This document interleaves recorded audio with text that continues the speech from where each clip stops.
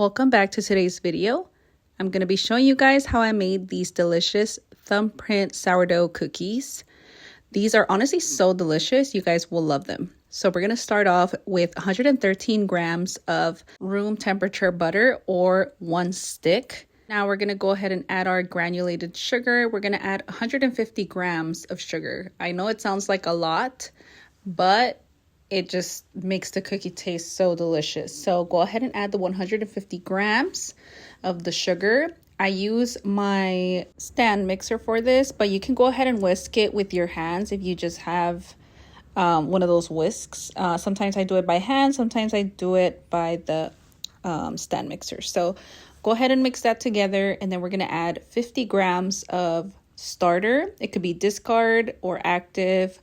I've done both and it tastes the same. So go ahead and add 50 grams of that. I think it's not precise. I think I add a little extra, but it's totally fine. And then we're going to add 1 room temperature egg. I'm going to be honest.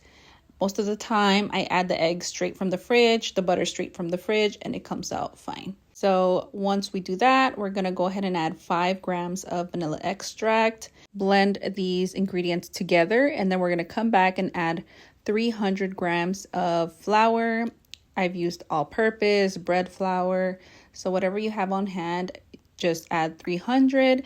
And then we're going to add half a teaspoon of salt and half a teaspoon of baking powder.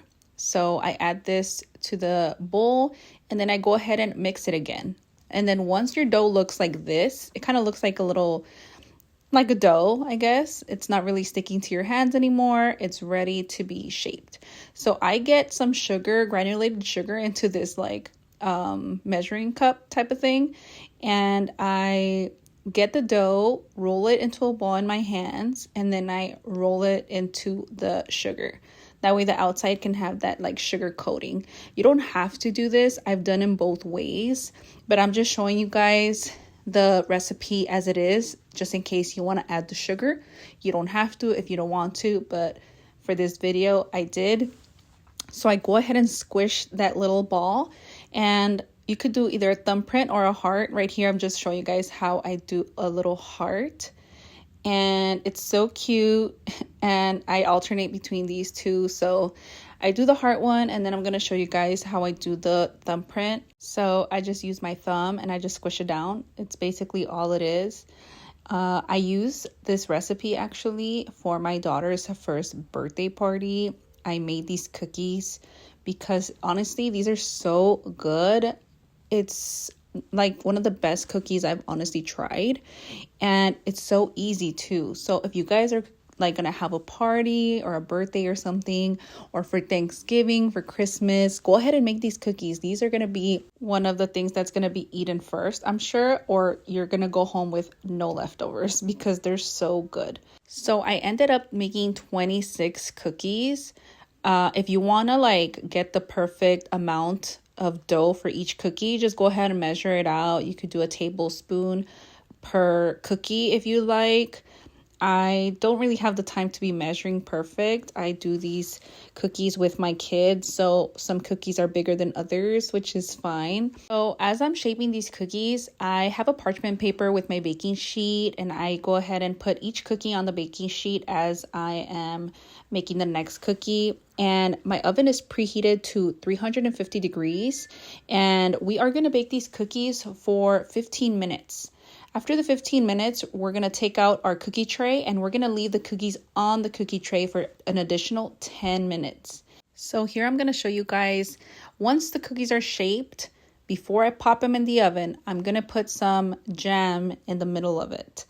We put the jam before we bake the cookies. So you can either make your own jam, strawberry jam, whatever kind of jam you want, or you can just use the pre-made ones.